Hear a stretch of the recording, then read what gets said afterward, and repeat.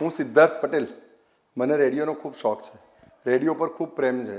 ઇટલીના electrical engineer માર્કોનીએ રેડિયોની શરૂઆત કરી અને એ વર્ષોમાં 1920થી પાછળના વર્ષોમાં જ્યારે વિશ્વયુદ્ધ થયા ત્યારે શોર્ટ વેવ રેડિયોઝ શોધાયા અને એનાથી વિશ્વભરમાં એવી માહિતી પ્રસાર થઈ કે કોઈ અફવાઓથી ગભરાશો નહીં.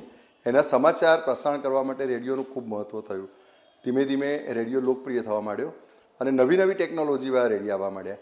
જ્યારે નવી નવી ટેકનોલોજીવાળા રેડિયા નવા આવ્યા એમ આ વાલ ટ્યુબવાળા જૂની ટેકનોલોજીવાળા જે રેડિયો જે છે એનું અસ્તિત્વ પૂરું થવા આવ્યું. ત્યારે મને એમ થયું કે આપણી આ સંસ્કૃતિને આપણે જાળવવી જોઈએ. એટલે મેં રેડિયોનો સંગ્રહ શરૂ કર્યો. યુનેસ્કોએ જ્યારે વર્લ્ડ રેડિયો ડે દર વર્ષની 13મી ફેબ્રુઆરીએ ઉજવવો એવું નક્કી કર્યું.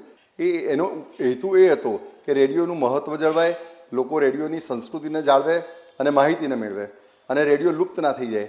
એના માટે આ વર્લ્ડ રેડિયો ડેનું આયોજન થયું. અને હવે તો યુવા પેઢી પણ એટલું બધું સરસ રીતે રેડિયો માણે છે કે મનોરંજન કાર્યક્રમો આવવા માંડ્યા. એટલે રેડિયોની જે લોકપ્રિયતા પહેલાં હતી એના કરતાં અનેક ગણી વધારે વધી ગઈ. હવે સૌથી મોટી વાત તો એ છે રેડિયો એ દરેક ઘરમાં હોય, દરેક ગામમાં હોય. ઇવન એક નાના સરખા ડુંગરાળ પ્રદેશમાં જઈએ તો ત્યાં પણ રેડિયો હોય અને એ પણ સાચા સમાચાર મેળવી શકે. એટલે રેડિયોનું મહત્ત્વ ગઈકાલે પણ હતું અને આજે પણ એટલું જ વધારે છે. અમદાવાદ હેરિટેજ સિટી યુનેસ્કોએ ડિક્લેર કર્યું ત્યારે મને એવું થયું કે અમદાવાદમાં પણ એક રેડિયો મ્યુઝિયમ હોવું જોઈએ.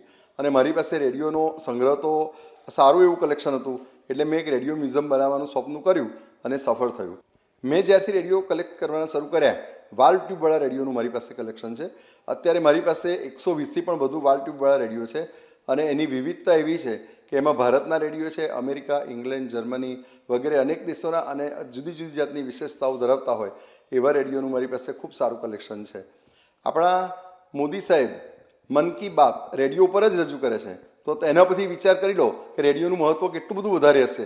નહીં તો અત્યારે તો કેટલા બધા મીડિયાના સાધનો છે તો કેમ મોદી સાહેબ મન કી બાત રેડિયો પર જ કરતા હશે? એના પરથી તમે રેડિયોનું મહત્ત્વ સમજી શકો છો.